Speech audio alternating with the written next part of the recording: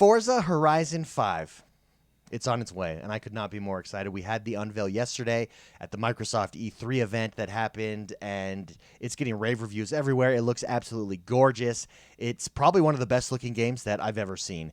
And this is in real-time, real-engine gameplay that they're showing off here, and I think it just looks fantastic. Now, today there was a developer question and answer that happened where we got to hear a little bit more details. They dove a little bit deeper. They answered some questions, and we got to learn a little bit about new features that are coming to the game. I want to review those today. I want to tell you what I think about them. The video we're watching here in the background is actually from yesterday's. Today's was question and answer, so it doesn't really make a good video for the backdrop, even though right now we're seeing some people here on screen. But I do want to talk about what they discussed today, go over it, review it, give you my thoughts on it. But before we do, don't forget to hit that like button and subscribe to this channel. I'm X1 the Gamer, and I love all things Forza, and I'm just obsessed. I'm going to be playing Forza 5 when it drops. There's no question about it. I could not be more excited for this game. So let's jump into it. One of the first things that they talked about was ray tracing. Now, ray tracing, when they said ray tracing, I think some people might assume that, oh, that means ray tracing in the game. Look how beautiful this is. There must be ray tracing there. And there is ray tracing in the game, but it's only in Forza Vista. This was something that they clarified today. And I think it's an important clarification. So Forza Vista is when you're on your car and you want to do a deep dive, like picture their camera mode. And you can pop open your trunks, you can zoom around, you can see all the features and details on your car.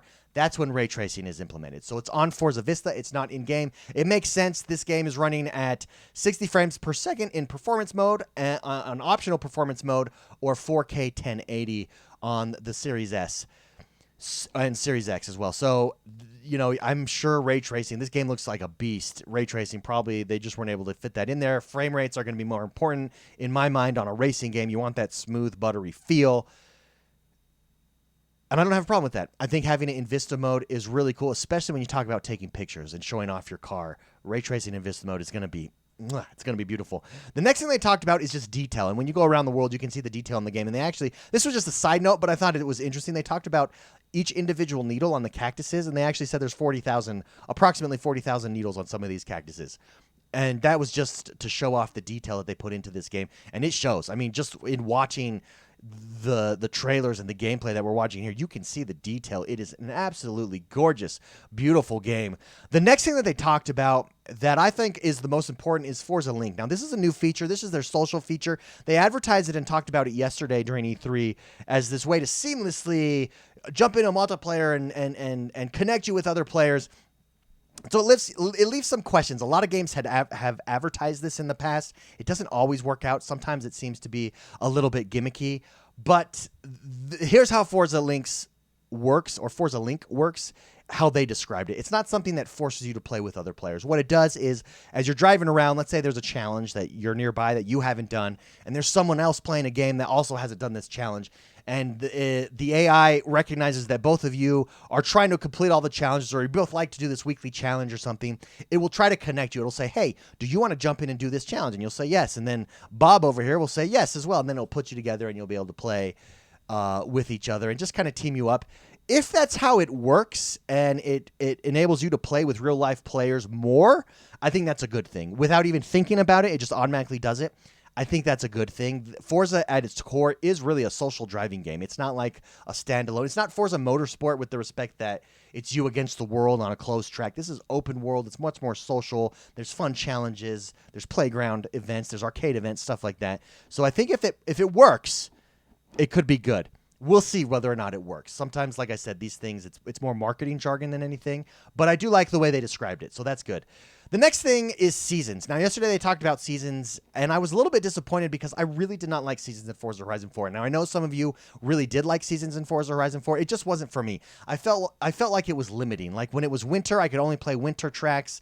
Then I had to wait for spring, summer. Each season was a week long, so I didn't really like that.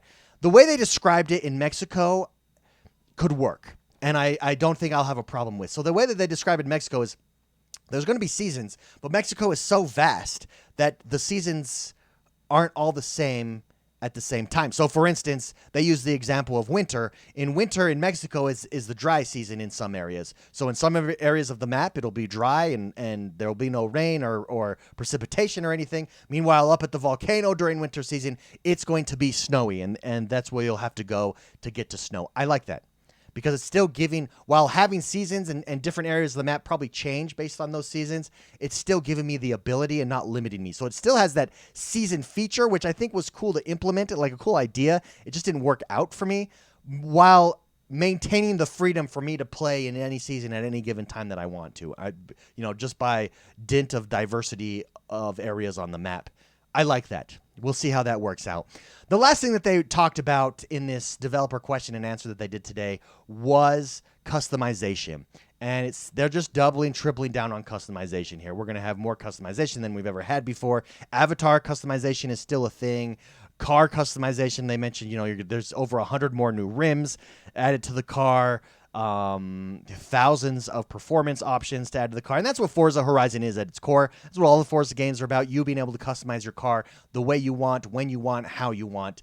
And I mean, that all sounds really good to me. Overall, there was nothing huge, nothing earth-shattering here, just more showing off of what looks to be an epic Forza Horizon game.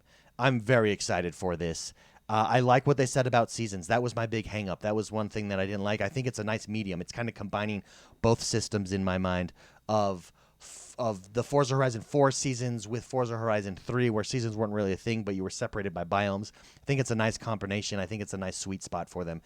So we'll see. We'll see how it goes. What did you guys think? What stood out to you during this developer question and answer? Let me know in the comments below. Again, don't forget to hit that like button and subscribe to this channel. I'm X1 the Gamer, and we'll see you guys next time. Bye-bye.